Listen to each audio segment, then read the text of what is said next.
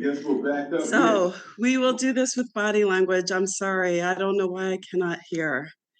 Oh. My speakers are all the way up.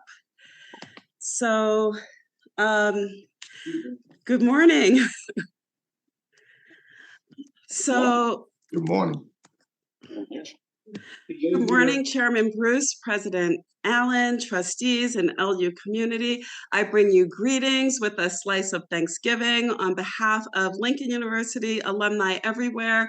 Thank you for allowing me to bring another update from the Alumni Association. You know the theme: people, power, and participation. They are the 3 Ps that are the ingredients of our success, even if I can't hear you. So the first P is people. The AALU is excited that this is the first meeting of our 2 newest alumni trustees. I have already shared how proud we are of them. Dr. Rodney Ridley, class of '87, engineer, educator, expert on entrepreneurship from Alvernia University. Dr. Tiffany Harrison, class of '08, higher education leadership expert and knowledgeable on undergraduate pathways to graduate education from the University of Delaware.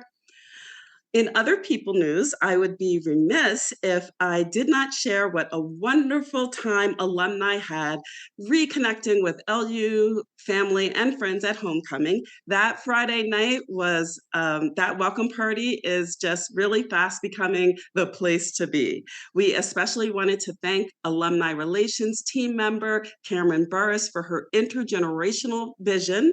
That event and the entire weekend powered through cold and rain to be an awesome display of LU energy and love. And just 2 weeks later, AALU held our virtual meeting on Zoom.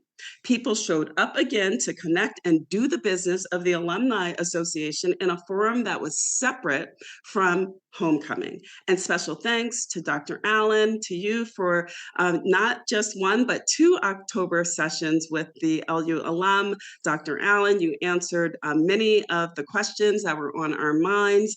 I think I still owe you a few, which I will send, but it was really just wonderful to connect with you in a very relaxed space, and we plan to do it again next year.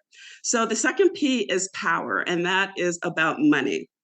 I was pleased also at homecoming to attend the Lincoln Society event where the Alumni Association presented a check to Lincoln for $45,000.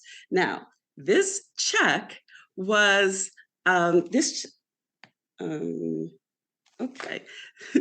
check was represented our proceeds from our 3rd annual golf tournament, which was held on Monday, July 17th.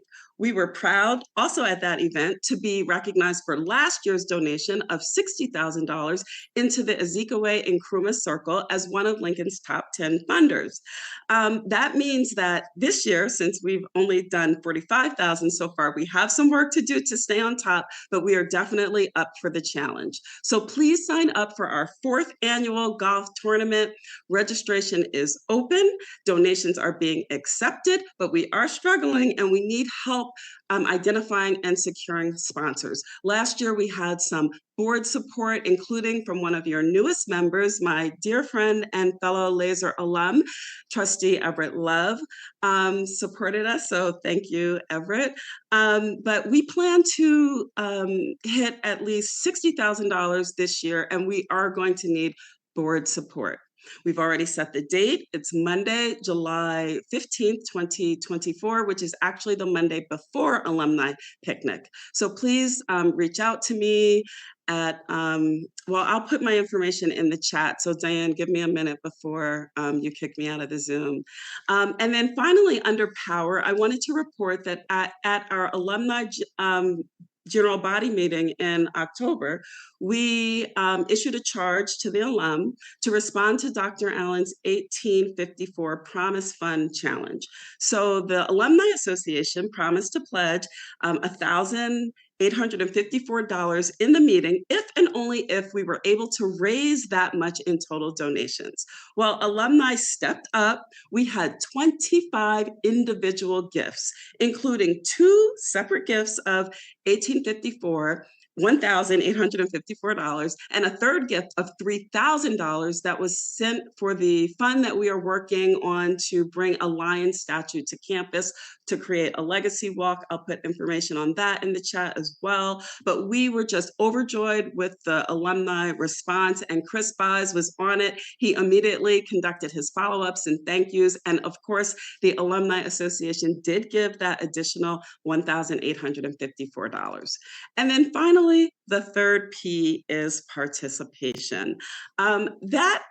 This is really dedicated to the young lions, the Freedom 14, who walked 66 miles from campus to Harrisburg to bring attention not only to the untenable delay in Commonwealth funding for Lincoln, but also to other funding inequities. The alumni participated by supporting these students. We called a virtual impromptu town hall to create a space for them to spread their message and call for even more alumni support. We donated thousands of dollars. Special shout out to the brothers of Phi Beta Sigma. I know I can't hear you, but I know you're there. They gave a lot of money, quite a bit. I think it was about like $3,000 or maybe even more. Shout out to the Alumni Association. We gave $1,000 out of our treasury, but we really wanted to support the Young Lions.